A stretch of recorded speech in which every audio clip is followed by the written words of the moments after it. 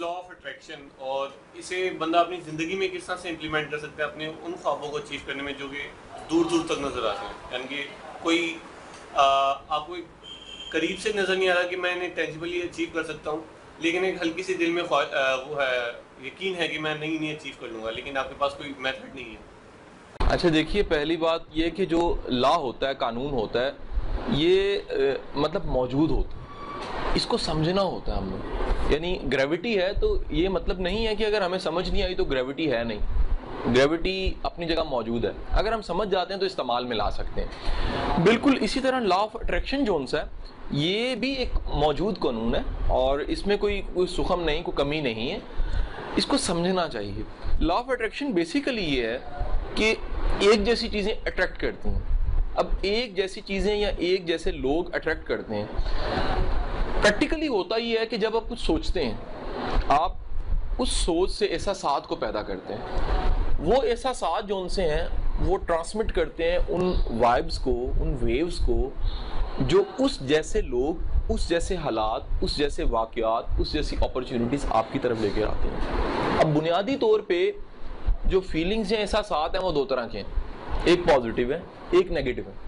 अगर आप कुछ भी सोच रहे हैं और उस सोचने की वजह से आपके एहसासात नेगेटिव हो रहे हैं तो वो दूसरों तक पहुंच रहे हैं, वाइब्स जा रही हैं आपकी, और उसी तरह के हालात, वाक़यात पॉजिटिव या नेगेटिव आपकी तरफ आ रहे हैं। होता क्या है, क्योंकि ये हम लाशऊरी तौर पे कर रहे होते हैं, कॉन्शियसली नहीं कर रहे होते। जब हम समझ जाते हैं कि दर हकीकत हमने अपने ख्यालात को कंट्रोल रखना है और एहसासात को कंट्रोल रखना है, तो फिर ये लॉ ऑफ अट्रैक्शन को मैनेज करना आसान हो जाता है। अब इसमें एक जो की है वो बड़ी एक सिंपल सी है।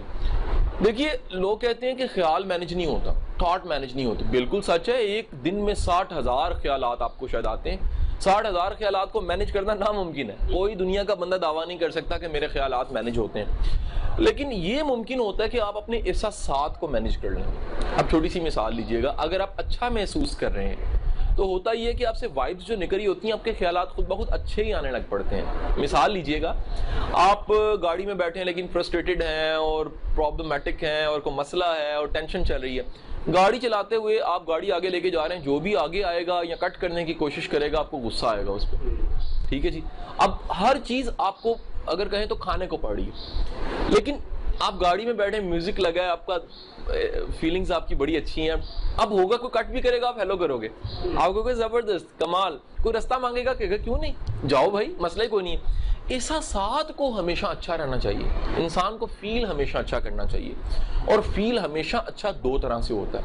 एक ये कि सिचुएशंस को समझ लें, लाइफ की जो मुख्तलिफ प्रॉब्लम वाली सिचुएशंस हैं उनको समझें, उनके बारे में इल्म, शऊर, आगही पैदा करें।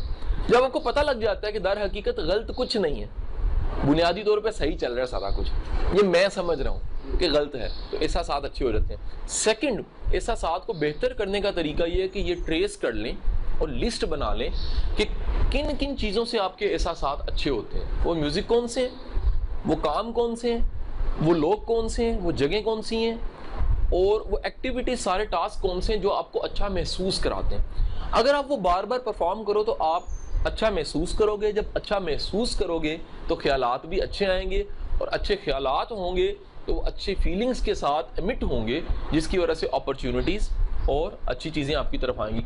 अल्टीमेट लॉ ऑफ अट्रैक्शन, अगर आप में ये सब कुछ करने से यकीन पैदा नहीं होता, ये यकीन कि हाँ मैं कुछ कर जाऊंगा, या हाँ हर चीज़ मेरे हक में हो रही है, हाँ हर चीज़ मेरे फ़ायदे में हो रही है, तो फ़ायदा कोई नहीं है। आपको यकीन आना चाहिए मुकम्मल कि यार हाँ ऐसा है।